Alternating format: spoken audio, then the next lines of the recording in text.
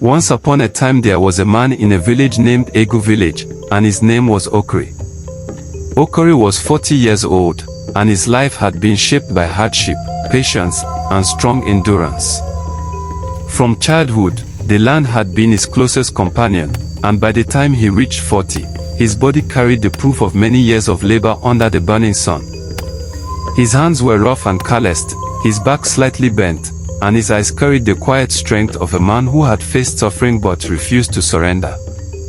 He inherited no wealth from his father, only a small, exhausted piece of farmland and the knowledge of how to work it with patience, humility, and discipline.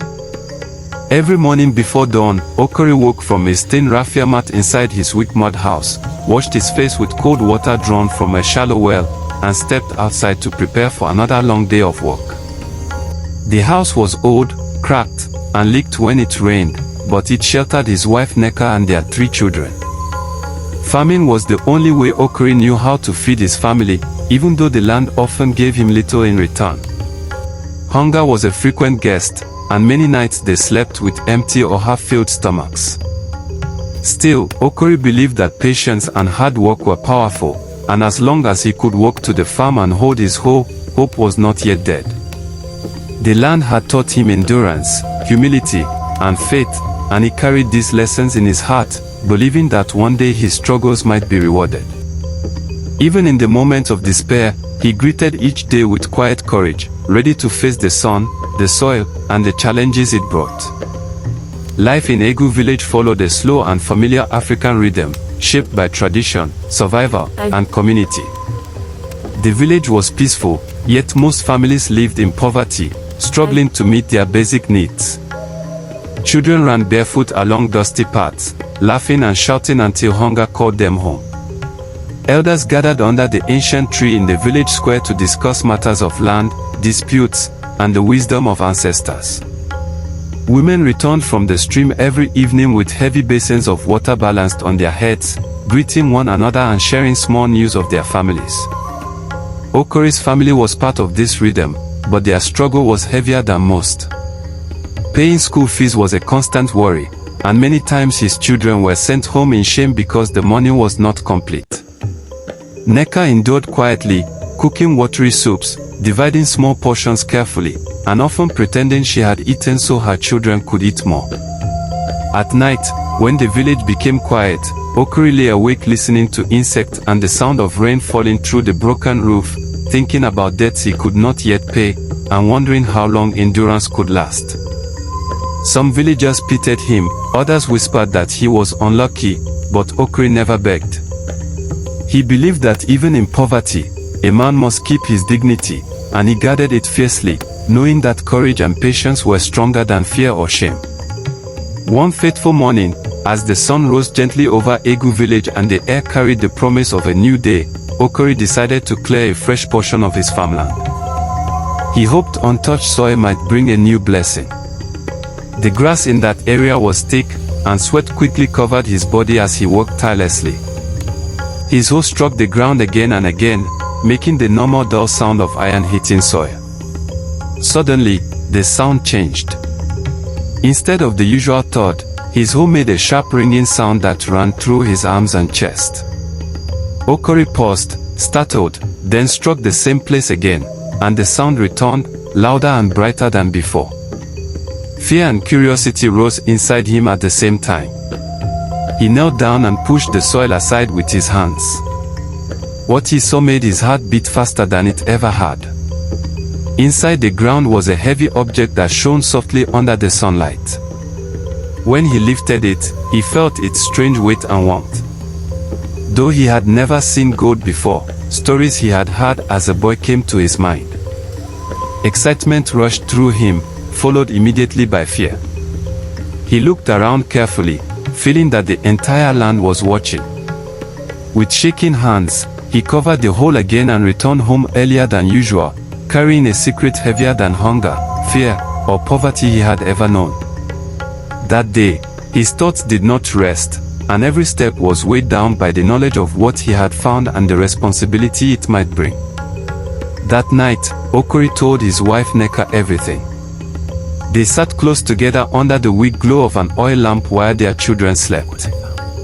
When Neka saw the golden piece, her eyes opened wide in shock and fear. Both of them understood the danger tied to sudden wealth. They had heard stories of people who found riches and later lost their peace, their families, or even their lives. Gold could change poverty, but it could also bring jealousy and trouble.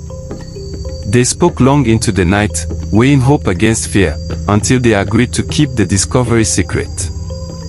From that day on, Okorie lived two lives. By day, he was still the poor farmer everyone knew. By night, he carefully returned to the farm to dig little by little, hiding what he found in secret places only he and Neka knew. Each discovery brought hope, yet also a heavy weight of responsibility.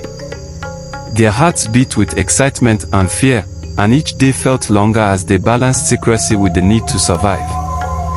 The gold was not just wealth, it was a chance for a new life, and the burden of using it wisely pressed upon them like the heavy sun overhead.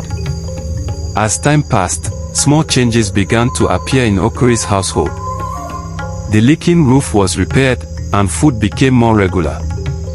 His children became healthier, stronger, and happier. When neighbors asked questions, Okorie simply said that help had come from far away. In Egu village, such changes never stayed hidden for long, and whispers began to spread, curiosity growing quietly among the people. Determined to remain careful, Okorie traveled secretly to a nearby town, where a trusted trader confirmed that the gold was real and valuable. The trader warned him that wealth could expose enemies faster than poverty. Okorie returned home thoughtful and cautious, knowing that wisdom was now more important than strength. His years of suffering had shaped his heart, and he began to consider not only his family but also the future of Egu village. The possibility of helping the community and protecting his family weighed on his mind, and he realized that the true test was not in finding the gold, but in knowing how to use it well. Every decision carried consequences, and Okorie's patience and prudence became more valuable than ever as he balanced the promise of wealth with the lessons of endurance and humility learned from the land. Eventually, secrecy failed, and Okorie was summoned before the village elders. Standing before them, his heart beating fast, he spoke the truth about the gold. The elders listened quietly and then reminded him of ancient wisdom, that wealth without responsibility could destroy a man and his people. They agreed that the land was his, but they advised him to remain humble and remember the village. Okorie accepted their words with respect and promised to use his blessing well. The tension in the village reduced, and people began to wait and watch his actions. With time and careful planning, Okorie sold part of the gold legally and used the money wisely. He built a stronger house, sent his children back to school without fear, and removed hunger from his home. Remembering his own suffering, he helped repair the village well, supported other farmers, and gave small help that allowed people to stand on their feet. Slowly, the villagers stopped seeing him as just a lucky man and began to respect him as a responsible one. Years later, Egu village began to change. Life became better little by little. Okorie continued farming, not because he needed to, but because he respected the land that tested him before blessing him. He taught his children the value of hard work, patience, and humility, reminding them that gold was found beneath suffering and faith, not greed. Visitors who came expecting riches met a simple man with deep wisdom. In quiet moments, Okorie often returned to the spot where his hoe first struck the hidden gold. He remembered the poor and hungry man he once was and thanked the land for teaching him endurance.